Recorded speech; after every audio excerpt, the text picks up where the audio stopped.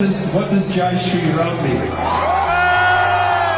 1757 battle of Plassey में एक तरफा जीत के बाद ब्रिटिश ईस्ट इंडिया कंपनी ने भारत में अपने कब्जे को मजबूत करना शुरू किया था। इसके ठीक 100 साल बाद यानी 1857 में भारतीयों में विद्रोह की अलग जगने लगी। ब्रिटिश हुकूमत ने कंपनी को भंग कर दिया था और भारत पर डायरेक्टली हुकूमत करनी शुरू कर दी थी। फिर 1947 में भारत की आजादी तक अंग्रेजों ने भारत पर 190 सालों से ज्यादा वक्त तक अपना शासन चलाया। इस बात में कोई शक नहीं है कि अंग्रेजों के शासन के दौरान भारत में कई अहम बदलाव हुए। ये बात कहने में कोई हर्ज नहीं है कि अंग्रेजों ने ही भारत में मॉडर्नाइजेशन की नींव रखी थी। इन्होंने ही भारत में सड़कों का, रेलवे का, स्कूलों का कंस्ट्रक्शन करवाया। उन्होंने भारत में मॉडर्न एजुकेशन और लीगल सिस्टम स्थापित किया। विकास तो खूब हुआ। हालांकि अंग्रेजों के शासन के दौरान भारत में बहुत तरह की मुश्किलें और यहाँ रहने वाले लोगों ने बहुत यातनाएं झेली। उन्होंने भारत के नेचुरल रिसोर्स को बर्बाद किया। अंग्रेजों के शासन के चलते ही भारत में कई विद्रोह भी हुए। हजारों लोगों ने हंसते हंसते हमारे देश की आजादी के लिए अपनी जान तक निछावर कर दी। कुल मिलाकर बात इतनी सी निकलती है कि अंग्रेजों ने भारत को लूटकर यहाँ थोड़ा बहुत विकास तो कराया, लेकिन लोगों पर खूब अत्याचार भी किया। आज भले ही ब्रिटेन ने हमारे अच्छे ताल्लुकात रह रहे हों, लेकिन जो ब्रिटेन ने हमारे साथ किया वो हम और आप कभी भूल नहीं सकते।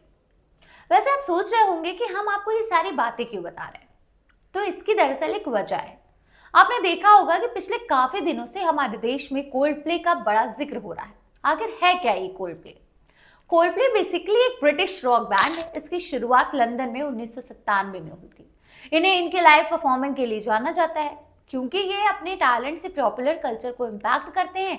इस बैंड में अब जॉनी बैकलैंड, क्रिस मार्टिन, गाय बैलीमैन और विल चैंपियन शामिल हैं। खैर, कोल्ड प्ले हमारे इंडिया में क्यों इतना ट्रेंड में चल रहा है, इसकी वजह जान लीजिए। दरअसल कोल्ड प्ले ने मुंबई में अपने कॉन्सर्ट से इंडिया टूर की शुरुआत कर दी है। इस ब्रिटिश बॉय ब्रांड ने music of the spheres world tour 2025 के तहत 18 और 19 जनवरी को मुंबई में लाइव कॉन्सर्ट किया। उनके लाइव शो से अब कई वीडियो सोशल मीडिया पर वायरल हो रही हैं, जिसमें लीड एक्टर क्रिस मार्टिन का जलवा देखने को मिल रहा है। उनके लाइव शो में से अब कई वीडियो सोशल मीडिया पर वायरल हो रहे हैं, जिनमें लीड सिंगर क्रिस मार्टिन का जलवा देखने को मिल रहा है। और सबसे हैरानी तो तब हुई जब क्रिस मार्टिन ने कॉन्सर्ट के दौरान जय श्री राम का नारा लगाया। What does Jai Shri Ram mean? It must mean something good. Okay. Publicly ये बिल्कुल अनएक्सपेक्टेड था। क्रिस मार्टिन को जैसे मालूम हो कि मौजूदा वक्त में इंडिया में जय श्री राम का नारा सबसे ज्यादा ट्रेंड में चल रहा है। वैसे इसके अलावा क्रिस मार्टिन ने एक और बात भी कही जिस पर लोगों के अलग अलग रिएक्शंस देखने को मिल रहा है। जी हाँ, क्रिस मार्टिन ने अपने बैंड कोल्ड प्ले के साथ 19 जनवरी को लगातार दूसरी रात मुंबई में परफॉर्म किया था। इस परफॉर्मेंस से उनका अब एक वीडियो तेजी से सोशल मीडिया पर वायरल हो रहा है, जिसमें वो फैंस से माफी मांगते सुने जा रहे हैं। वीडियो में पहले तो क्रिस कहते हैं कि ये हमारे भारत का चौथा विजिट है और हम दूसरी बार यहाँ परफॉर्म कर रहे हैं। पहली बार हमने एक लंबा शो किया और हम इससे बेहतर ऑडियंस नहीं पा सकते थे। आज आने के लिए आप सभी को धन्यवाद।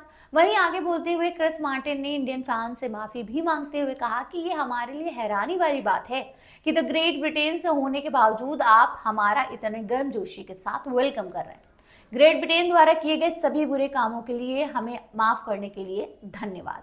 खैर, क्रिस मार्टिन के इस माफीनामे के बाद हमारे लोगों के अलग अलग रिएक्शंस हैं। जैसे कुछ लोगों का मानना है कि ये माफी असल में एक ट्रिक है और ज्यादा इंडियन फैंस को अपनी तरफ अट्रैक्ट करने की। उनका मानना है कि अगर ब्रिटिशर्स वाकई हमसे माफी मांगना चाहते हैं तो वो माफी ब्रिटिश गवर्नमेंट की तरफ से होनी चाहिए। वहीं कुछ लोगों का मानना है कि अच्छी बात है कि माफी मांग रहे हैं, लेकिन माफी के साथ साथ हमारे देश का लूटा हुआ पैसा और बेशकीमती हीरे जवाहरात भी वापस कर दिए जाएं। इसके अलावा कुछ लोगों का कहना है कि अंग्रेजी हुकूमत ने भारत और भारत के लोगों के साथ जैसी बर्बरता की वो ना तो भुलाई जा सकती है और ना ही माफ की जा सकती है, क्योंकि उनको माफ हरगिज नहीं किया जा सकता जिन्होंने आपको अंदर से पूरी तरह से तोड़ दिया हो। तो मतलब साफ है, क्रिस मार्टिन की माफी को ज्यादातर लोग एक पब्लिसिटी स्टंट ही करार दे रहे हैं। बहरहाल, क्रिस मार्टिन की माफी को हमारी ऑडियंस किस तरह से देखती है, कमेंट बॉक्स में जरूर बताइएगा।